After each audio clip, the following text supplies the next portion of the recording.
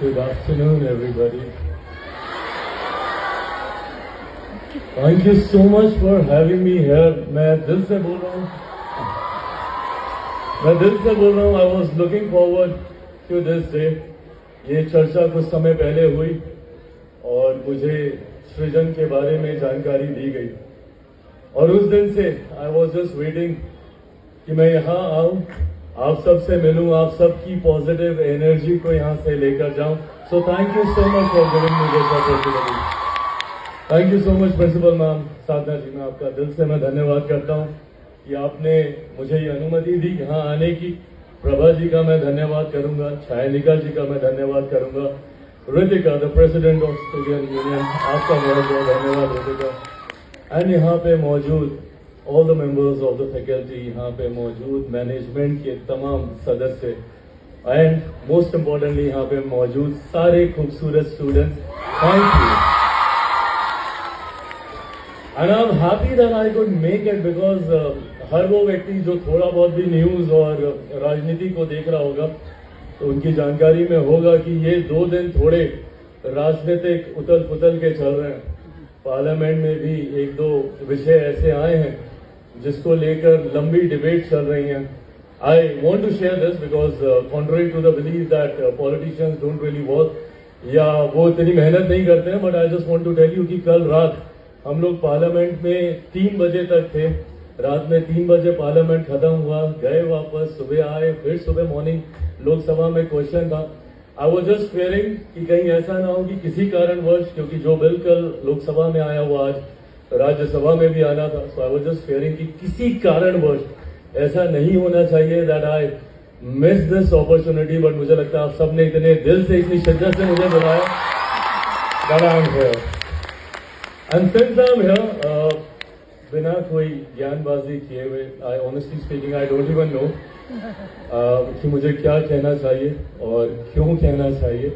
मैं सिर्फ यहाँ पे आप सबसे मिलने आया, आप सबके परफॉर्मेंसेस को यहाँ पे देखने आया. एक बात मुझे बहुत अच्छी लगी जो आपने शुरू में ओपनिंग नोट में आपने बोली कि सिर्फ शिक्षा ही नहीं, कला के अलग अलग क्षेत्र को यहाँ Shyama Prasad Mukherjee college for women उनको उसको भी महत्व दिया जाता है और मैं ये मानता हूँ कि ये बहुत जरूरी है. एक लंबा समय ऐसा रहा जब हम लोग सिर्फ ये सोचते थे कि अगर आगे बढ़ना है या कुछ करना है तो उसके लिए एक अच्छी शिक्षा, अच्छी तालीम हासिल करना जरूरी है. Not neglecting the fact that yes definitely that is important, but सिर्फ वही इंपॉर्टेंट है. और अगर आप ए ग्रेडर नहीं हो या आपने 90+ मार्क्स नहीं पाए तो जीवन में आप कुछ कर नहीं सकते. मैं नहीं मानता इस चीज को. मैं मानता हूं जीवन में कई ऐसी चीजें हैं जिसमें आप एक्सेल कर सकते हैं. और आज की तारीख में when it comes to professional opportunities, I think sky is the limit. और मुझे बहुत अच्छा लगा जब यहाँ पे कला को भी शिक्षा के साथ साथ उतना महत्व दिया गया. नृत्य हो, संगीत हो, कला के अलग अलग क्षेत्र हो. मैं ये मानता हूं कि जिस दिन आप अपने पैशन को आइडेंटिफाई कर लेते हैं, और ये मैं ज्ञानबाजी नहीं कर रहा हूं, मैं अपने अनुभव से मैं बोल रहा हूं बिकॉज मैंने लीज से पहले 1-2 प्रोफेशन एक्सप्लोर करने का प्रयास किया, बुरी तरीके से मुंह के बल में गिरा. हाँ, आप सबको पता ही है, you all agree to that right.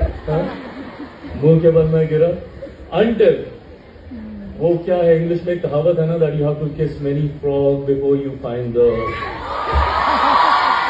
तो मेरे साथ भी कुछ ऐसा ही रहा. बट जिस दिन आप अपने सही पैशन को आप डिस्कवर कर लेते हैं और जिस दिन आपको ये क्लैरिटी आ जाती है कि मुझे इस क्षेत्र में आगे जाना है, यकीन मानिए your passion becomes your profession, nothing like it.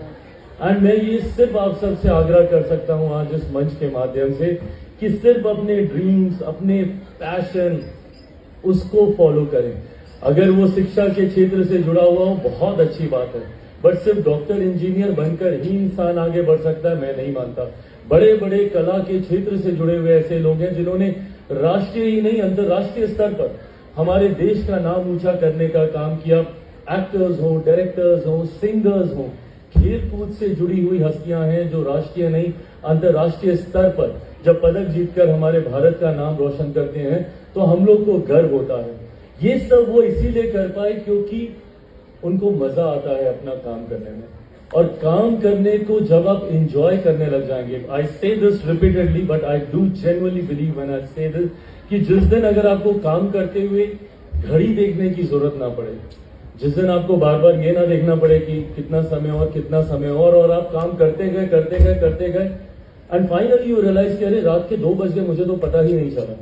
जिस दिन जिस काम में आपको ये भावना आने लग जाएगी, सही में उस काम में आप स्काई इज द लिमिट, आप इतनी ऊंचाई तक जाएंगे शायद आप उसकी कल्पना भी नहीं कर सकते, क्योंकि उसको आप काम मानकर नहीं, उसको आप एंजॉय कर आगे बढ़ रहे हैं। एक ऐसा क्षेत्र जिसमें आपको काम करने में मजा आ रहा है।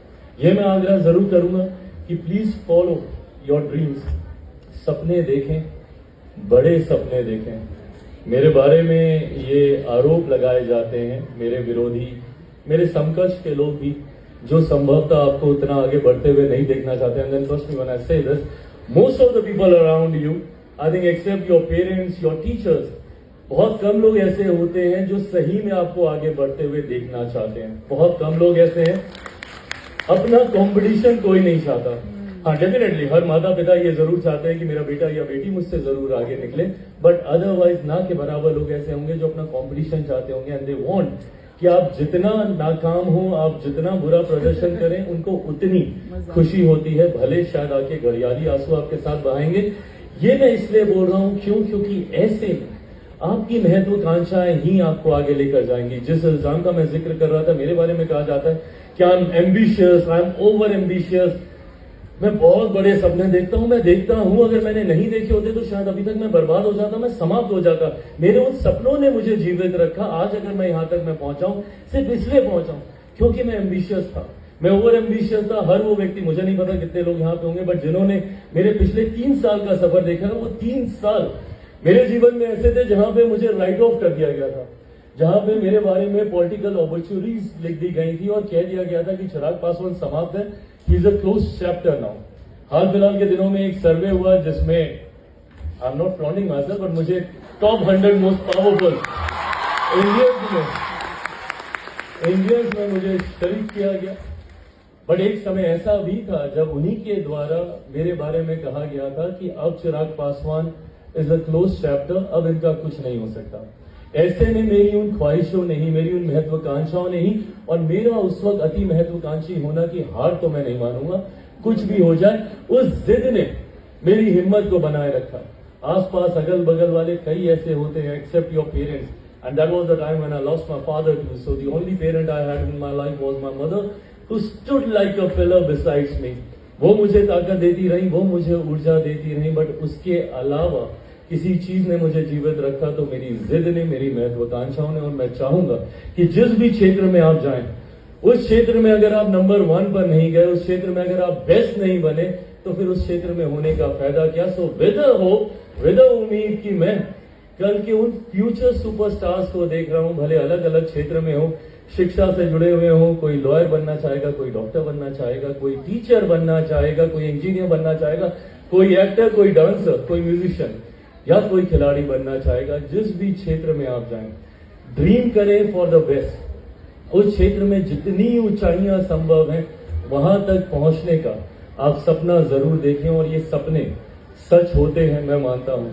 मैं बहुत पॉजिटिव मैनिफेस्टेशंस में बिलीव करता हूं। मैं चाहता हूं कि आप सब भी मैनिफेस्ट करें।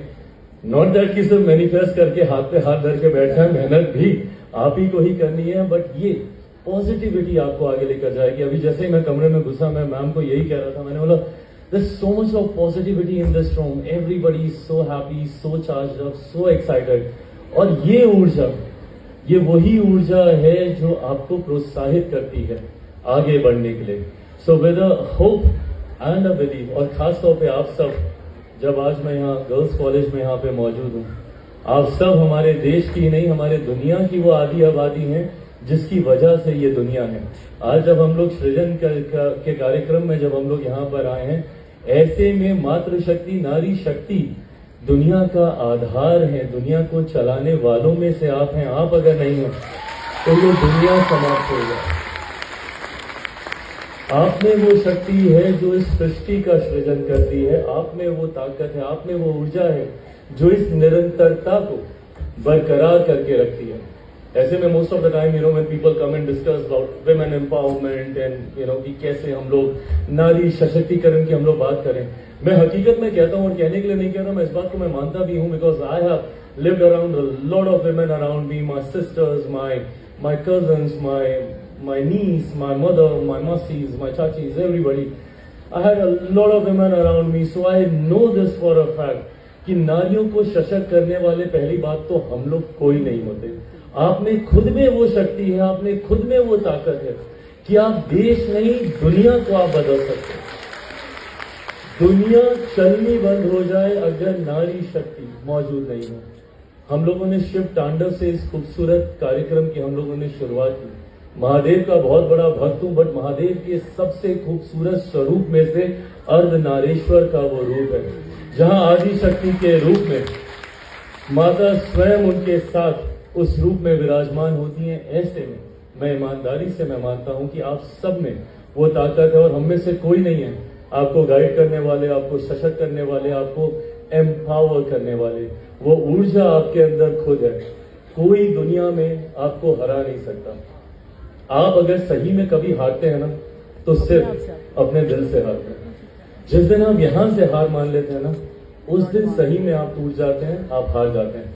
बट जब तक आप दिल से हार नहीं मानेंगे, यकीन मानिए दुनिया की कोई ताकत आपको हरा नहीं सकती। दुनिया की कोई ताकत आपको आपके लक्ष्य को पाने से रोक नहीं सकती। बस जरूरत है उस पॉजिटिव मोटिवेशन की, उस डेडिकेशन की, उस पॉजिटिव ऊर्जा की जो कीप गोइंग आपके दिमाग में रखे।